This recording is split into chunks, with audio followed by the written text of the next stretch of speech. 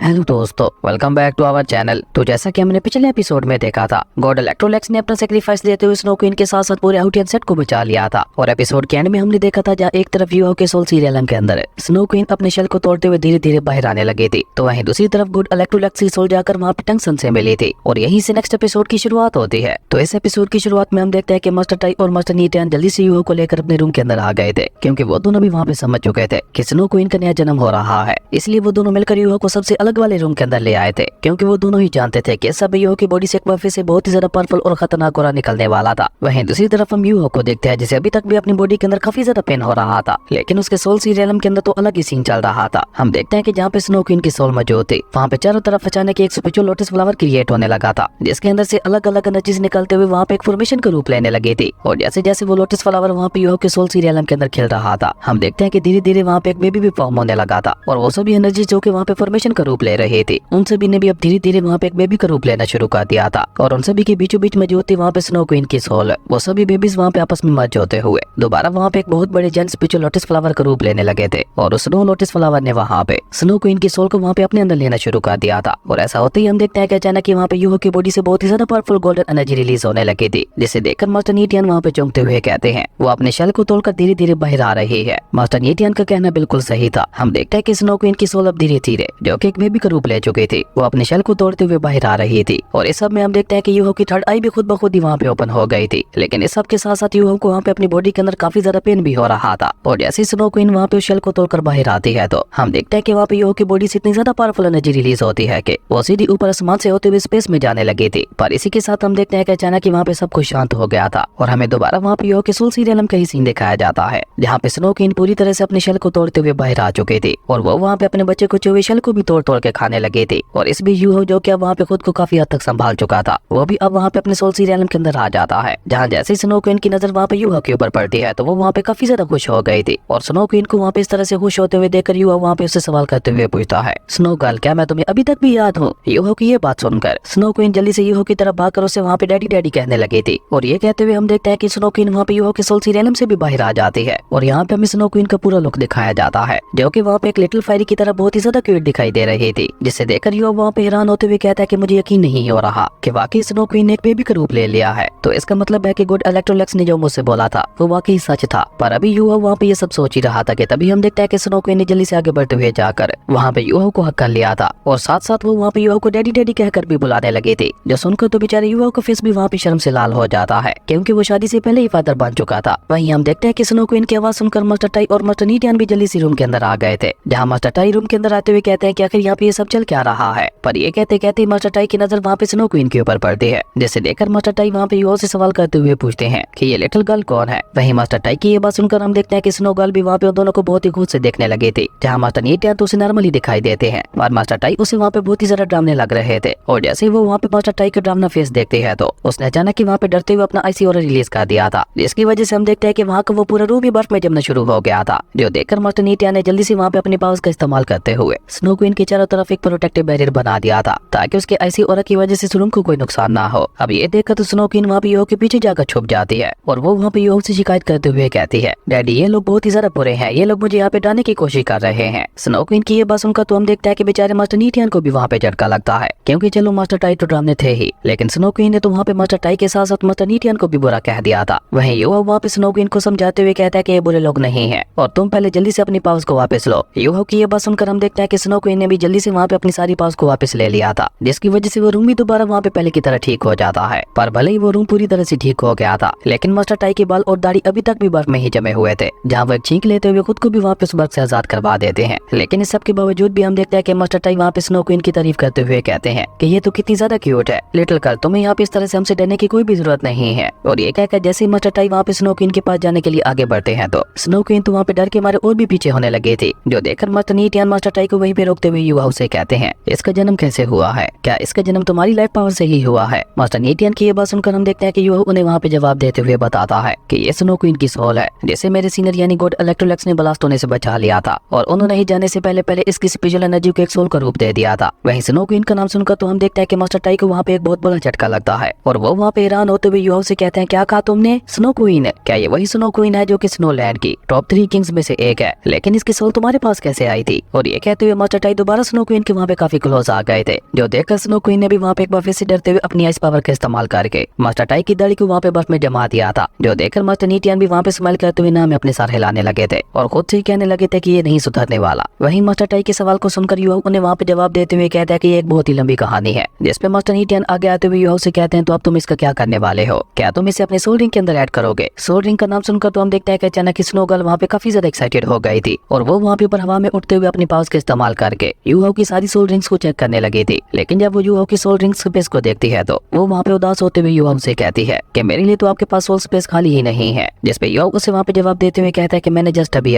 50 level में break through किया है, जिसका मतलब है कि मैं अपने सोल स्पेस के अंदर एक और सोल रिंग को ऐड कर सकता हूँ, तो तुम उसी एम्प्टी स्पेस की जगह क्यों नहीं ले लेती। युवक की ये बात सुनकर हम देखते हैं कि स्नो क्वीन वहाँ पे थोड़ा गुस्सा होते हुए उसे कहती है क्योंकि मेरे लिए एक स्लॉट काफी नहीं है। स्नो क्वीन की ये बात सुनकर हम देखते हैं कि युवक वहाँ पे उसे सवाल करते हुए पूछता है तो फिर अब तुम ही मुझे बताओ कि मैं क्या करूँ, जिसपे स्नो क्वीन की बजाय मास्टर टाई उससे कहते हैं क्या तुम्हारे पास कोई दूसरी मास्टर स्पिरिट नहीं है। मास्टर टाई की ये बात सुनकर हम देखते हैं कि युवक को भी वहाँ पे अपनी सेकंड मास्टर स्पिरिट के बारे में याद आता है और उसने वहाँ पे वो ज्यादा देर ना करते हुए जल्दी से वहाँ पे अपनी सेकंड मास्टर स्पिरिट को एक्टिवेट कर लिया था, जिसके अंदर सिर्फ एक ही सोल रिंग ऐड थी, पर उस सोल रिंग का कलर बहुत ही ज्यादा अजीब था। वो ना तो रेड थी और ना ही ब्लैक, बल्कि उसका कलर वहाँ पे ऑरेंज था। वहीं स्नो क्वीन तो ये देखकर वहाँ पे इतनी ज्यादा एक्साइटेड हो गई थी कि वो वहाँ पे और ज्यादा देर ना करते हुए जल्दी से दोबारा वहाँ पे युवक के सोल रियलम के अंदर चली गई थी, क्योंकि युवक की सेकंड मास्टर स्पिरिट के अंदर काफी सारा स्पेस खाली था। इसलिए स्नो क्वीन जल्दी से युवक के सोल रियलम के अंदर जाते हुए खुद को वहाँ पे युवक की सेकंड मास्टर स्पिरिट के साथ जोड़ने लगी थी और जैसे स्नो क्वीन वहाँ पे अपनी पावर्स को युवक की सेकंड मास्टर स्पिरिट के अंदर डालना शुरू करती है तो हम देखते हैं कि बाद युवक की बॉडी खुद ब खुद ही ऊपर हवा में उठने लगी थी और उसी के साथ साथ उसके पास एक व्हाइट कलर की सोल रिंग भी आ गई थी। लेकिन देखते ही देखते वो सोल रिंग वहाँ पे 1 से 2 में ट्रांसफॉर्म हो जाती है, जो देखकर तो मास्टर टाई के साथ साथ मास्टर नीटियन को एक बहुत ही बड़ा झटका लगता है। पर अभी वो दोनों वहाँ पे इसी तरह से हैरान हो ही रहे थे कि तभी हम देखते हैं कि वो व्हाइट सोल रिंग वहाँ पे 2 से होते हुए 3 में ट्रांसफॉर्म हो चुकी थी और देखते ही देखते वहाँ पे 3 से 4 सोल रिंग्स बन गई थी, जो देखकर तो मास्टर टाई का मुंह वहाँ पे खुला का खुला रह गया था। वो वहाँ पे हैरान होते हुए कहते हैं कि मुझे यकीन नहीं हो रहा कि स्नो क्वीन ने एक बार में युवक को 4 सोल रिंग्स दे दी। वहीं मास्टर टाई की तरफ मास्टर नीटियन भी वहाँ पे काफी ज्यादा हैरान दिखाई दे रहे थे और वो वहाँ पे मास्टर टाई से कहते हैं कि ये अभी तक खत्म नहीं हुआ। मास्टर नीटियन की ये बात बिल्कुल सच थी, क्योंकि हम देखते हैं कि स्नो क्वीन अभी तक भी अपनी पावर्स वहाँ पे युवक की सेकंड मास्टर स्पिरिट के अंदर डाल रही थी और ऐसा होते ही हम देखते हैं कि अचानक वहाँ पे युवक की बॉडी से बहुत ही ज्यादा पावरफुल गोल्डन एनर्जी रिलीज होने लगी थी, जिसकी वजह से हम देखते हैं कि अब धीरे धीरे वहाँ पे युवक की सोल रिंग्स का कलर भी चेंज होने लगा था। जहाँ पहले तो उनका कलर व्हाइट से गोल्डन होता है, लेकिन गोल्डन से अब धीरे धीरे वो वहाँ पे ऑरेंज में चेंज होने लगा था और इसके साथ ही हम देखते हैं कि वहाँ पे युवक की बॉडी से इतना ज्यादा पावरफुल ऑरा निकल रहा था कि वो युवक की बॉडी से होता हुआ सीधा ऊपर आसमान में जा रहा था। जबकि वहीं ये सब देखकर मास्टर टाई वहाँ पे हैरान होते हुए कहते हैं ऑरेंज सोल रिंग, ऐसी किसी सोल रिंग के बारे में तो हम लोगों ने हिस्ट्री में कभी भी नहीं सुना, आखिर ये किस तरह की मिस्टीरियस सोल रिंग है। और अभी मास्टर टाई वहाँ पे ये सब कह ही रहे थे कि तभी हम देखते हैं कि युवक भी वहाँ पे अपनी आंखें खोल लेता है, जो देखकर मास्टर टाई वहाँ पे मास्टर नीटियन से कहते हैं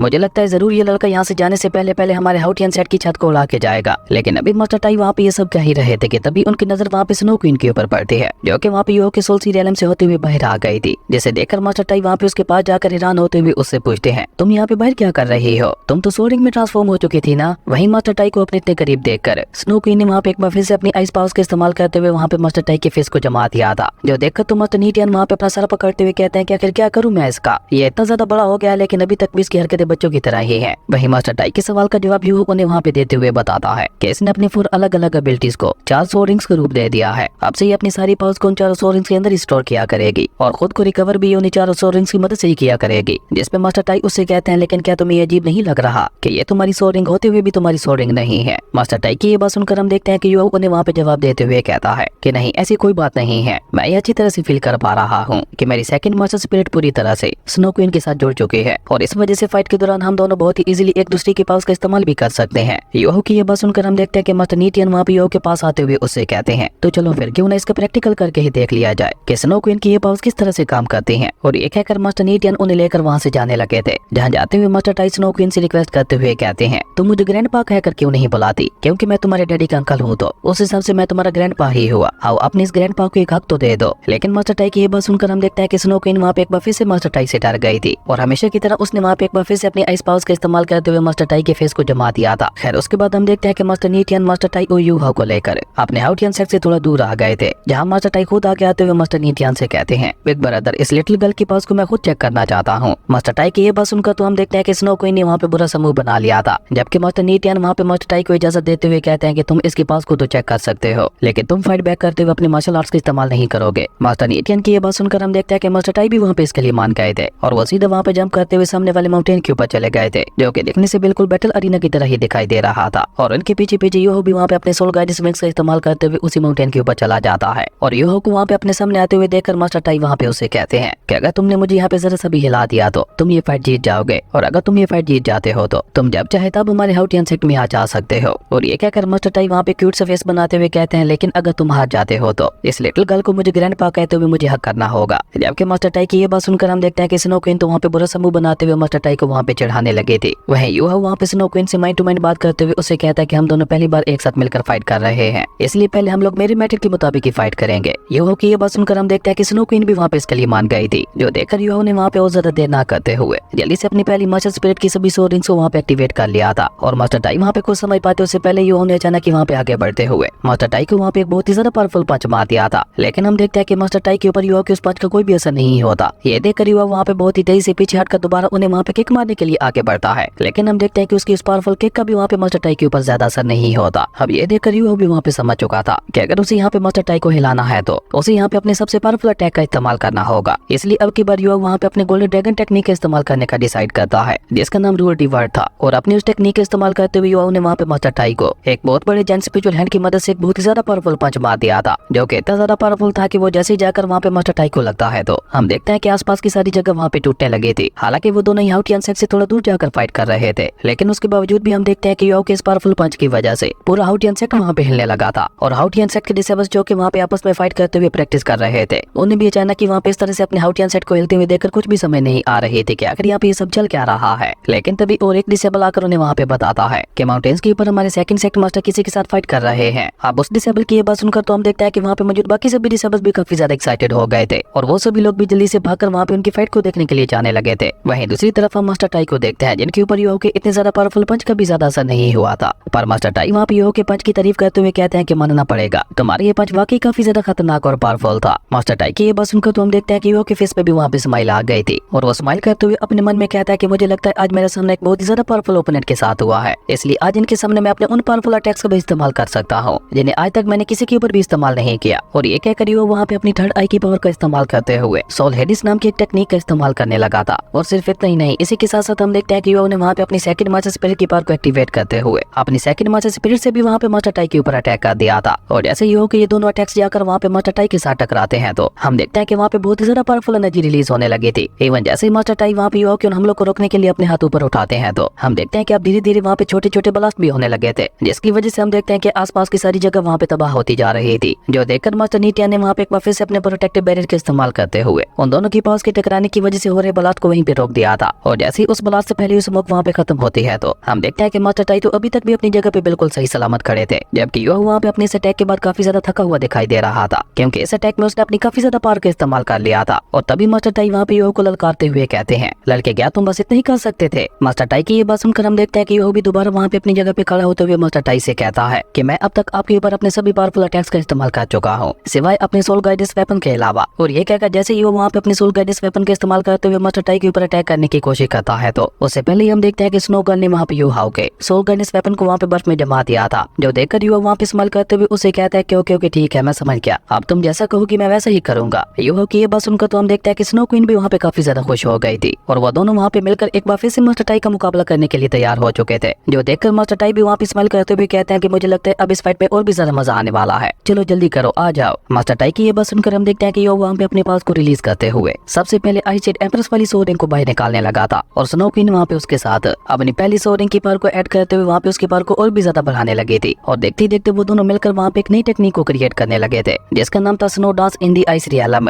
और जैसे जैसे वो दोनों वहाँ पे इस टेक्निक को क्रिएट कर रहे थे, हम देखते हैं कि वहाँ पे चारों तरफ बहुत ही ज्यादा पावरफुल आइसी ऑरा फैलने लगा था। इवन मास्टर टाई भी अपनी जगह पे खड़े हुए खुद ब खुद ही वहाँ पे बर्फ में फ्रीज होने लगे थे। और देखते देखते वहाँ पे चारों तरफ उन दोनों की बनाई हुई आइस डोमेन फील्ड वहाँ पे फैलने लगी थी, जिसे देखकर तो खुद यूहो भी वहाँ पे चौंकते हुए अपने मन में कहता है कि मैं अपनी कल्टीवेशन का इस्तेमाल करते हुए सिर्फ 10 मीटर तक ही अपनी आइस डोमेन फील्ड को फैला सकता था, लेकिन स्नो क्वीन के अंदर तो वाकई कमाल की स्नो एबिलिटीज है, इसने तो पूरे हाउटियन सेक्ट में अपनी स्नो फील्ड आइस डोमेन को फैला दिया है। वहीं स्नो क्वीन की आइस डोमेन फील्ड की वजह से हम देखते हैं कि हाउटियन सेक्ट के अंदर मौजूद सभी डिसेबल्स को वहाँ पे बहुत ही ज्यादा ठंड लगने लगी थी, क्योंकि स्नो क्वीन की आइस डोमेन फील्ड की वजह से वहाँ का टेम्परेचर बहुत ही ज्यादा गिर चुका था। वहीं स्नो क्वीन की आइस डोमेन फील्ड की वजह से हम देखते हैं कि मास्टर टाई को अब वहाँ पे यूहो और स्नो क्वीन वहाँ पे दिखाई नहीं दे रहे थे, और अभी मास्टर टाई वहाँ पे सबके बारे में सोच ही रहा था कि तभी हम देखते हैं कि स्नो क्वीन ने वहाँ पे अपनी सेकंड सोल रिंग की पावर को भी एक्टिवेट करना शुरू कर दिया था, जो कि एक स्नो पम्प टेक्निक थी। उसकी सारी पावर्स वहाँ पे यूहो को अपने अपने लेफ्ट हैंड के अंदर महसूस हो रही थी। जबकि ये सब देखते हुए अब धीरे धीरे वहाँ पे मास्टर टाई को भी गुस्सा आने लगा था। वो वहाँ पे स्नो क्वीन की आइस टू मैन फील्ड को डिस्ट्रॉय करने के लिए अपना फायरी ऑरा रिलीज करने लगे थे। लेकिन उससे पहले हम देखते हैं कि स्नो क्वीन ने वहाँ पे अपनी सेकंड सोअरिंग की पावर का इस्तेमाल करते हुए मास्टर टाई के ऊपर एक बहुत ही ज्यादा पावरफुल पाम अटैक कर दिया था, जिसकी वजह से हम देखते हैं कि मास्टर टाई को वहाँ पे आइस के बड़े बड़े स्पेक्स ने वहाँ पे चारों तरफ से अपने अंदर ट्रैप कर लिया था। अब ये सब देखते हुए तो मास्टर नीटियन भी वहाँ पे काफी ज्यादा हैरान दिखाई दे रहे थे और मास्टर नीटियन वहाँ पे चौंकते हुए कहते हैं कि ये तो टॉप 3 स्नो टेक्निक्स में से एक है। लेकिन अभी मास्टर नीटियन वहाँ पे ये सब कह ही रहे थे कि तभी हम देखते हैं कि स्नो क्वीन ने वहाँ पे अपने उस जायंट एम्परर हैंड का इस्तेमाल करते हुए मास्टर टाई को वहाँ पे अपने उस एम्परर हैंड के अंदर जगह लिया था। लेकिन हम देखते हैं कि मास्टर टाई भी कम ताकतवर नहीं थे, उन्होंने भी वहाँ पे अपनी फायर पावर का इस्तेमाल करते हुए बहुत ही इजीली वहाँ पे स्नो क्वीन के उस एम्परर हैंड को वहाँ पे डिस्ट्रॉय कर दिया था। जिसे डिस्ट्रॉय करते हुए मास्टर टाई वहाँ पे काफी ज्यादा खुश दिखाई दे रहे थे। लेकिन हम देखते हैं कि मास्टर नीटो तो अभी तक भी वहाँ पे काफी ज्यादा सीरियस थे। वो जल्दी से वहाँ पे चलाते हुए मास्टर टाई से कहते हैं बेवकूफ कहीं के, अभी तक उसका अटैक खत्म नहीं हुआ, इसलिए केयरलेस ना हो। वहीं दूसरी तरफ हम देखते हैं कि अब बारी थी स्नो क्वीन की थर्ड सोर्ड रैंक की, जिसमें वो अटैक करने के लिए एक आइस सूट का इस्तेमाल करने वाली थी। हम देखते हैं कि वो आइस सूट वहाँ पे चेंज में जकड़ी हुई थी, लेकिन स्नो क्वीन वहाँ पे अपने पास का इस्तेमाल करते हुए उस आइस सूट को वहाँ पे आजाद करवा देती है। जिसके आजाद होते ही हम देखते हैं कि वो आइस सूट धीरे धीरे वहाँ पे योहो के हाथ में आने लगी थी। और जैसे ही वो आइस सूट वहाँ पे योहो के हाथ में आती है तो हम देखते हैं कि योहो ने वहाँ पे अपनी उस आइस सूट की मदद से ऊपर आसमान में एक सूट स्लैश से अटैक कर दिया था, जो कि इतना ज्यादा पावरफुल था कि उसके इम्पैक्ट की वजह से हम देखते हैं कि वहाँ पे स्पेस में ही क्रैक्स आना शुरू हो गए थे। और देखते ही देखते उन स्पेस क्रैक्स ने वहाँ पे एक पोर्टल का रूप लेना शुरू कर दिया था, जहाँ हम देखते हैं कि उस पोर्टल के अंदर से एक बहुत बड़ी जायंट एम्परर आइस सूट निकल कर बाहर आने लगी थी। जिसे देखते हुए मास्टर नीटियन तो वहाँ पे और भी ज्यादा सीरियस हो चुके थे। उन्होंने ये कभी नहीं सोचा था कि स्नो क्वीन की पावर्स इस हद तक खतरनाक निकलेंगी, पर अब बहुत ज्यादा देर हो चुकी थी, क्योंकि हम देखते हैं कि स्नो क्वीन ने वहाँ पे अपने उस आइस एम्परर सूट का इस्तेमाल करते हुए मास्टर टाई के ऊपर एक बहुत ही ज्यादा पावरफुल हमला कर दिया था। और अपनी तरफ आते हुए इतना ज्यादा पावरफुल अटैक को देखकर तो हम देखते हैं कि मास्टर टाई को भी मजबूरन अब वहाँ पे अपनी एप बीस्ट वाली फॉर्म में आना पड़ रहा था। और देखते ही देखते मास्टर टाई वहाँ पे अपनी एप स्पिरिट बीस्ट वाली फॉर्म में आते हुए अपनी ग्रेविटी कंट्रोलिंग टेक्निक का इस्तेमाल करते हुए वहाँ पे उस आइस एम्परर सूट को रोकने की कोशिश करने लगे थे। और जैसे ही उन दोनों के अटैक्स आपस में टकराते हैं तो हम देखते हैं कि वहाँ पे एक बार फिर से बहुत ही ज्यादा पावरफुल शॉक वेव्स निकलने लगी थी और एक बार फिर से पहले की तरह वहाँ पे आसपास का पूरा एरिया तबाह होने लगा था। लेकिन हम देखते हैं कि स्नो क्वीन का ये अटैक इतना ज्यादा पावरफुल था कि उसके इम्पैक्ट की वजह से हम देखते हैं कि मास्टर टाई जो कि अभी वहाँ पे अपनी एप स्पिरिट बीस्ट वाली फॉर्म में थे, वो भी वहाँ पे खिसकते हुए धीरे धीरे पीछे होने लगे थे। लेकिन ये सब देखते हुए मास्टर टाई को भी वहाँ पे काफी ज्यादा गुस्सा आने लगा था और उन्होंने भी वहाँ पे अपना पूरा दम लगाते हुए किसी तरह से वहाँ पे उस आइस एम्परर सूट को रोक लिया था। जिसे रोकने के बाद तो हम देखते हैं कि मास्टर टाई वहाँ पे काफी ज्यादा खुश दिखाई दे रहे थे। लेकिन खेल अभी तक भी खत्म नहीं हुआ था, क्योंकि हम देखते हैं कि स्नो क्वीन ने अचानक वहाँ पे अपनी आइस एम्परर सूट की पावर को बढ़ाते हुए उसे ऊपर से वहाँ पे किक मार दी थी, जिसकी वजह से हम देखते हैं कि अब उस आइस एम्परर सूट की पावर इस हद तक बढ़ गई थी कि उसे रोकना अब मास्टर टाई के लिए भी इम्पॉसिबल हो गया था। इसलिए हम देखते हैं कि वो आइस एम्परर सूट वहाँ पे मास्टर टाई को चीरते हुए सीधी वहाँ पे आगे बढ़ गई थी और उस सूट के रास्ते में वहाँ पे जो कोई भी चीज आ रही थी वो उसे वहाँ पे तबाह करती जा रही थी। इवन उस सूट ने देखते देखते वहाँ पे बड़े बड़े माउंटेन्स को भी डिस्ट्रॉय कर दिया था, जिसकी वजह से हम देखते हैं कि वहाँ पे एक बहुत बड़ा ब्लास्ट होता है और इसी ब्लास्ट के साथ मास्टर टाई वहाँ पे पूरी तरह से बर्फ में जम चुके थे। और इस सब में वहाँ पे इतना ज्यादा पावरफुल ऑरा रिलीज हो रहा था कि वहाँ पे आउटियन सेट के रिसर्वर्स के लिए तो रुकना भी मुश्किल होता जा रहा था। हालांकि योहो ने स्नो क्वीन को इस अटैक की पावर बढ़ाने के लिए मना किया था, लेकिन योहो के रुकने तक स्नो क्वीन अपना अटैक कर चुके थे और इसी वजह से यहाँ पे इतना बड़ा ब्लास्ट हुआ था। खैर जैसे ही उस ब्लास्ट से पहले स्मोक वहाँ पे खत्म होती है तो हम देखते हैं कि मास्टर टाई के ऊपर जमी हुई बर्फ भी अब धीरे धीरे वहाँ पे टूटने लगी थी, जहाँ हम देखते हैं कि उस अटैक की वजह से मास्टर टाई के फेस के ऊपर भी एक छोटा सा कट आ गया था। लेकिन हम देखते हैं कि उनके पीछे वाला बड़ा सा पहाड़ तो वहाँ पे बीचों बीच कट गया था, जो देखकर युवा वहाँ पे स्नो क्वीन को थोड़ा डांटते हुए कहता है कि ये बस एक फ्रेंडली फाइट थी, अंकल टाई हमारे कोई दुश्मन नहीं है, हमें उन्हें हर्ट नहीं करना था बल्कि सिर्फ उन्हें हराना था। युवा की डांट सुनकर तो हम देखते हैं कि स्नो क्वीन भी वहाँ पे काफी ज्यादा उदास हो गई थी और उसी के साथ साथ अब उसे वहाँ पे अपनी गलती का एहसास भी होने लगा था। वहीं दूसरी तरफ हम देखते हैं कि मास्टर टाई खुद को वहाँ पे आजाद करवाते हुए युवा से कहते हैं बच्चे मुझे हर्ट कर पाना इतना ज्यादा भी आसान नहीं है, आ जाओ अभी तक मैंने अपनी हार नहीं मानी। लेकिन अभी मास्टर टाई वहाँ पे ये सब कह ही रहे थे कि तभी हम देखते हैं कि मास्टर नीटियन वहाँ पे मास्टर टाई के पास आते हुए उसे कहते हैं कि चुप करो, तुम ये फाइट ऑलरेडी हार चुके हो। मास्टर नीटियन की ये बात सुनकर हम देखते हैं कि मास्टर टाई वहाँ पे थोड़ा गुस्से से कहते हैं कि मैं ये फाइट हार कैसे गया। और ये कहते हुए जब मास्टर टाई पलट कर पीछे देखते हैं तो उन्हें भी वहाँ पे समझ आ गया था कि मास्टर नीटियन उसे क्या कह रहे हैं। और तभी हम देखते हैं कि योहो भी वहाँ पे उन दोनों मास्टर्स के पास आ जाता है, जहाँ मास्टर नीटियन वहाँ पे योहो की तारीफ करते हुए कहते हैं कि वाकई मानना पड़ेगा स्नो क्वीन की तीनों सीक्रेट स्किल्स वाकई काफी ज्यादा ताकतवर थी, जिन्हें तुमने बहुत ही अच्छी तरह से अपनी सोल के साथ मर्ज कर लिया है। और तुम्हें शायद ये जानकर बहुत ज्यादा हैरानगी होगी कि स्नो क्वीन ने अभी अभी जिन तीनों टेक्निक्स का इस्तेमाल किया था, ये तीनों ही टेक्निक स्नो लैंड में बहुत ही ज्यादा मशहूर है। लेकिन साथ ही साथ इन तीनों टेक्निक्स के बारे में ये भी मशहूर है कि